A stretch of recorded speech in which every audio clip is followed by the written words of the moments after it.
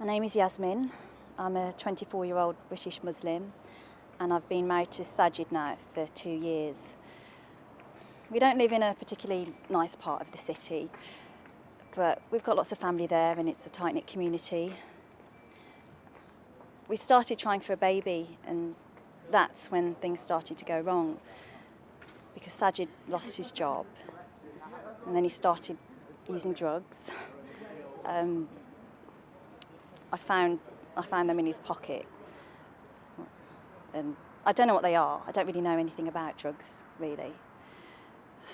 I tried to cover up for him for so long. It was really hard not being able to speak to anyone about it. And in the end, I had to tell a few family members because it was just really difficult. And now my parents are really ashamed of me. I suppose they blame me. It's really hard as well because he's pressuring me to get pregnant for us to have a baby, and I know that's down to him getting hassle off his family, which doesn't make it any easier because all his brothers have got children. So it's really hard, and I saw this leaflet. It was about help for family members, so I started to read it. It really upset me because it just seemed like it was written for me, really, and I just started to cry. And the nurse asked me what was wrong, but I told her. And that's when she said she'd arranged for me to speak to someone.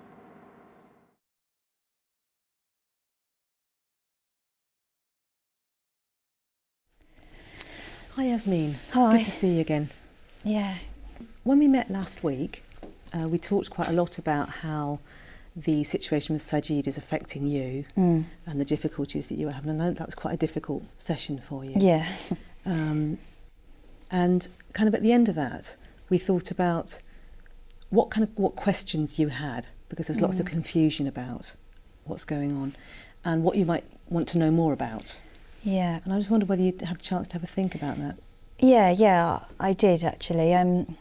One of the questions I'd like to ask is what drugs they could be that he's using, because I don't know much about them. Okay. You mentioned that you found some stuff in his pocket. Yeah. What did you find? Well, it was just a small bit of paper with some white powder in it. Right. And that's the only bit that I found. Okay. Yeah. And when you think that he's been using it and he's been out with his brothers, how does he behave when he comes home? What do you notice about him that's different? Well, I spend a lot of time cooking and making lunch and dinner, and he just doesn't eat when he comes in. He used to, Right. and he just doesn't seem to eat at all. And he doesn't sleep very well. You know, breaks my sleep as well. Yeah. What about the next day? When he's been out with his brothers, he's come back, what's he like sort of the following day? It's hard to say. He seems to have mood swings. He gets moody and lethargic. Then he seems tired, a lot of the day, and just won't do anything. Right. So he's just, I just don't know how to judge him, really. So it sounds like what you're describing in terms of the white powder, the mood swings. It sounds like he's possibly using cocaine, or probably using cocaine, I would think. Right. Because cocaine has it's a stimulant. He's getting restless, he's getting irritable. Yeah. And when the drug is going out of the system, it has the opposite effect. So he becomes really lethargic and he doesn't want to do anything. So it's like a kind of a high and a low. Right. When we talked about this last time, was that sometimes you feel that he's getting irritable with you, and that things are going not as well in your relationship as they used to, and that was really hard to take. Yeah. And I'm just wondering whether actually the irritability is more likely to be part of the drug use itself and the effect that the cocaine's having on his system, in terms of it's kind of stimulating his nervous system.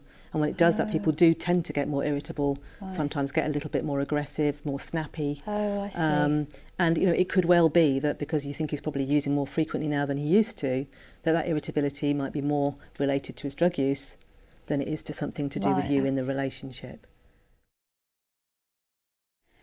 He promised me he'd stopped, and that just doesn't seem to be the case. Right, so that was really disappointing for you when he started again, and you'd kind of hoped that he'd got through it.